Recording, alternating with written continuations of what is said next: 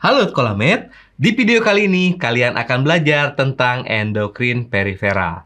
Nanti diharapkan di akhir video kalian bisa jadi tahu nih tentang berbagai macam kelenjar dan hormon yang dihasilkannya pada sistem endokrin periferal. Oke, kita mulai dulu dari pengantar konsepnya. Coba siapa yang kebiasaan kalau malam tidur lampu kamarnya dinyalain, tapi matanya pakai penutup mata. Kenapa nggak dimatiin aja ya lampu kamarnya ya? Pasti asumsinya, Kak, takut. Oke, nah pertanyaannya, apa sih tujuan dari memasang penutup mata saat tidur? Nah, apakah benar bisa membuat tidur tambah nyenyak? Ini ada kaitannya loh sama hormon. Nggak percaya? Makanya tonton videonya sampai beres. Oke, kita mulai dulu dari kelenjar hormon manusia itu ada apa aja ya. Mulai dari hipotalamus, kemudian ada hipofisis, ada tiroid, paratiroid, ada timus, kemudian ada pankreas, ada adrenal, testis, dan juga ovarium. Nah, nanti dibagi dua. Kalau kalian udah nonton video sebelumnya tentang endokrin pusat, di situ dibahas tentang hipotalamus dan hipotalamus. Di video kali ini kalian akan belajar tentang endokrin periferal. Ya, berarti di luar endokrin pusat. Ya, ada tiroid, paratiroid, timus, pankreas, adrenal, ovarium, serta testis. Oke, sekarang kita mulai dulu dari kelenjar tiroid. Nah, ini dia kelenjar tiroid. Bentuknya itu seperti sepasang. Dan dia seolah seperti menyelimuti dari trakea, ya. Kemudian selanjutnya kelenjar tiroid ini ada dua sel. Ada sel folikular dan juga ada sel parafolikular. Nah, untuk sel folikular, dia menghasilkan hormon tiroksin. Tapi kalau untuk yang parafolikular, dia menghasilkan hormon kalsitonin. Nah, jadi tiroksin itu pokoknya hormon yang berfungsi untuk meningkatkan laju metabolisme dan juga perkembangan tubuh dan mental. Jadi buat pertumbuhan intinya. Sementara itu kalau kalsitonin adalah untuk regulasi dari kalsium di dalam darah. Nah, selain tiroid, ada juga yang namanya paratiroid. Pokoknya paratiroid ini dia letaknya hampir sama dengan tiroid. Ya, kalau tiroid tadi di bagian depannya, kalau paratiroid itu ada di bagian belakangnya. Dan cuma 4 titik aja. Ya, jadi intinya paratiroid itu ada di dalam tiroid. Ya, seperti itu. Dimana untuk paratiroid ini menghasilkan hormon yang disebut dengan parathormon. Fungsi utama dari parathormon adalah untuk meregulasi atau mengatur kadar kalsium di dalam darah. Loh, Kak, bukannya tadi itu fungsinya kalsitonin ya? Nah, ini kerjanya bersamaan ya. Oke, adapun kekurangan dari parathormon itu bisa menyebabkan tetanus, kejang otot, dan kesemutan. Tapi kalau kelebihan dari sekresi parathormon bisa menyebabkan tulang keropos dan juga batu ginjal. Nah, sekarang kita lihat ya bagaimana regulasi kalsium di dalam darah yang dipengaruhi oleh kalsitonin dan juga parathormon. Jadi gini ceritanya. Kalau misalnya kalsium di dalam darah itu terlalu tinggi, nah, maka ada kalsitonin yang dihasilkan oleh tiroid itu akan mengambil kalsium. Selanjutnya, kalsium akan dimasukkan ke dalam tulang. Kemudian dia juga akan memerintahkan usus dan juga ginjal untuk menyerap serta membuang kalsium. Karena kebanyakan kalsiumnya. Jadi harus dikeluarkan. Nah, sehingga pada akhirnya kadar kalsium dalam darah menjadi normal. Nah, sebaliknya, kalau kadar kalsium di dalam darah itu menurun, maka paratiroid akan mengeluarkan parathormon. Di mana parathormon itu akan memerintahkan tulang ya untuk melepaskan kalsiumnya, juga usus dan ginjal untuk sedikit atau tidak menyerap kalsium, biar kalsium di dalam darah menjadi stabil. Nah, makanya kelebihan sekresi dari parathormon itu akan memaksa tulang untuk melepaskan kalsiumnya sehingga tulang menjadi keropos. Seperti itu. Oke, sekarang kita masuk ke kelenjar selanjutnya. Ada kelenjar timus. Nah, untuk letaknya dia ada di percabangan trakea, ya, percabangan bronkus. Kemudian selanjutnya Jadi kelenjar timus ini adalah kelenjar yang terletak di tengah rongga dada, tepatnya di tulang dada dan di antara paru-paru. Bentuknya menyerupai tabung kecil dan terdiri atas dua bagian yang berukuran sama. Terus hormon sama fungsinya seperti apa? Nah, namanya kelenjar timus. Kalian pernah dengar nggak ada limfosit yang kita kenal dengan limfosit T dan limfosit B? Sebenarnya, limfosit itu adalah bagian dari darah yang proses pembentukannya itu di sumsum tulang. Gitu ya. Nah, tapi untuk limfosit T, dia pematangannya terjadi di timus. Makanya T-nya itu buat timus. Sedangkan limfosit B, B-nya itu untuk bone. Yang satu dibentuk dan dimatangkan di tulang, yang satu dibentuk di tulang tapi dimatanginnya di timus. Ya, seperti itu. Jadi salah satu fungsi dari kelenjar timus itu adalah untuk pematangan limfosit T. Selain itu, kelenjar timus menghasilkan hormon yang disebut dengan timosin. Nah, di mana timosin ini dia menunjang kerja dari limfosit T untuk melawan infeksi dan juga sel kanker. Selain itu, timosin juga bekerja sama dengan GH untuk pertumbuhan. Seperti itu. Oke, kita lanjutkan ke kelenjar selanjutnya, ada adrenal. Nah, ada yang pernah marah? Atau ada yang pernah merasa kecewa atau kesel? Pasti adrenalinnya meningkat. Adrenalin adalah salah satu hormon yang dihasilkan oleh kelenjar adrenal. Yuk, kita lihat dulu ya morfologi dari kelenjar adrenal. Jadi, adrenal itu letaknya ada di atas ginjal. Karena ginjal jumlahnya sepasang, maka adrenal juga jumlahnya sepasang. Nah, kalau kita ambil adrenalnya, kemudian kita potong, nah ternyata adrenal ini terdiri dari dua lapisan utama. Ada lapisan korteks yang ada di bagian luar, dan lapisan medula yang ada di bagian dalamnya. Ya, untuk lapisan korteks itu dibagi menjadi beberapa zona. Ada kapsul, ada zona glomerulosa,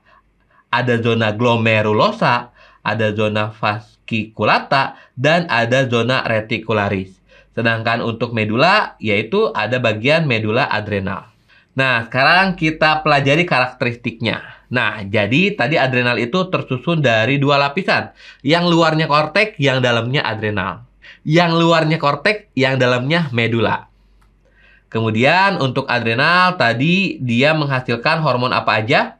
Ada aldosteron, ada kortisol, dan ada androgen. Ya, dari tiga zona tadi ya. Sedangkan untuk yang di bagian medula, hormon yang dihasilkan ada adrenalin, atau nama lainnya epinefrin, dan noradrenalin, atau norepinefrin. Nah, di mana hormon-hormon yang dihasilkan oleh kelenjar adrenal itu pengaruh kuatnya terhadap pengaturan stres. Ya, kapan kita stres, kapan kita kecewa, sedih, marah, itu akibat pengaruh dari hormon yang dihasilkan oleh kelenjar adrenal.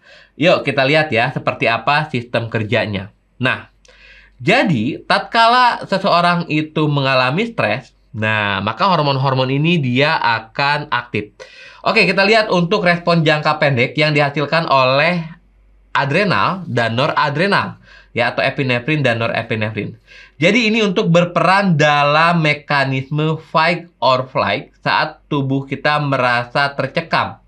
Nanti meningkatkan detak jantung dan juga meningkatkan gula darah. Nah, pernah nggak kalian merasa takut banget ya? Misalnya jalan malam-malam di kuburan atau di tempat yang sepi, takut deg-degan banget.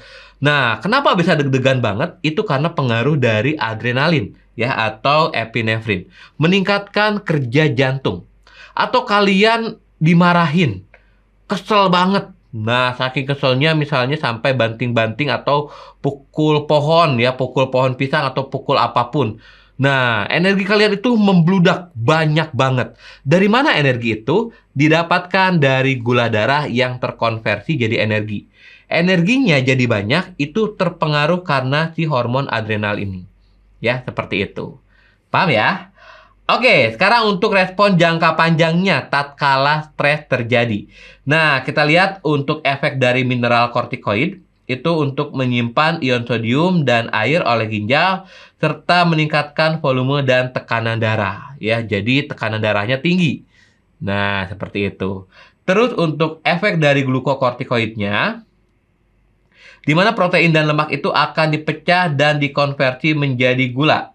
Terjadi peningkatan kadar gula dalam darah. Nanti ini mempengaruhi ya dari efek jangka pendeknya. Ya, gula dikonversi ya menjadi energi, jadi ATP, energi banyak, ya udah berarti kekuatannya lebih besar.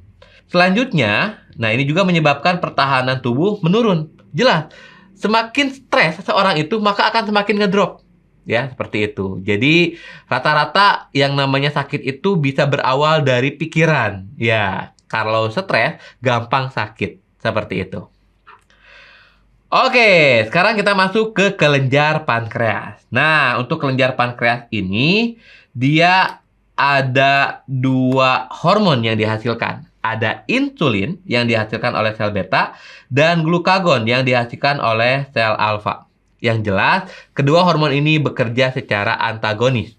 Ya, pokoknya keduanya meregulasi gula dalam darah. Jangan sampai tertukar antara parathormon dan kalsitonin. Kalau tadi meregulasi kalsium dalam darah, kalau ini meregulasi gula di dalam darah. Oke, selanjutnya kita lihat cara kerjanya seperti apa. Nah, kita mulai dulu dari insulin. Tatkala tubuh kita mengalami kelebihan gula darah, maka insulin akan diproduksi oleh pankreas, ya. Dan insulin akan memerintahkan si tubuh kita untuk menyerap glukosa. Nah, bahkan untuk proporsinya bisa sampai 80%.